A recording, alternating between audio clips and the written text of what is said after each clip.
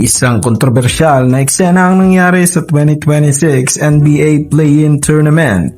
Sa gitna ng laban ng Miami Heat at Charlotte Hornets, biglang bumagsak ng malakas si Bam Adebayo matapos umanong matisod ni LaMelo Ball.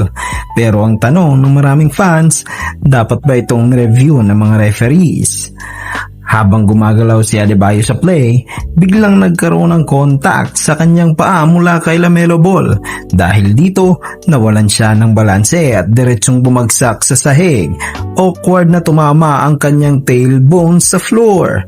Sa replay, makikita kung gaano kalakas ang impact ng pagkakahulog niya.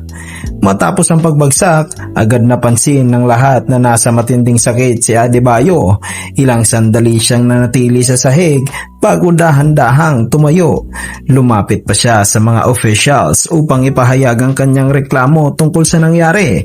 Pero kahit nakatayo na siya, kitang-kita na hirap siyang maglakad habang papunta sa locker room. Hindi rin natuwa ang head coach ng Miami na si Erik Spoelstra. Makikita siyang halos sumabog sa frustration habang kinakausap ang referees.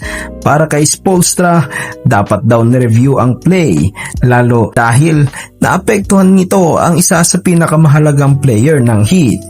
Dahil hindi na-review ang insidente, maraming fans ang nagtanong, accident lang ba ito sa laro o isang play na dapat sana ay nasilip ng referees? Sa isang high-stakes game tulad ng play-in tournament, bawat possession at bawat contact ay maaaring magbago ng takbo ng laban. Sa tingin mo, dapat bang tinawagan ng foul ang play na ito o bahagi lang talaga ito ng physical na laro sa NBA?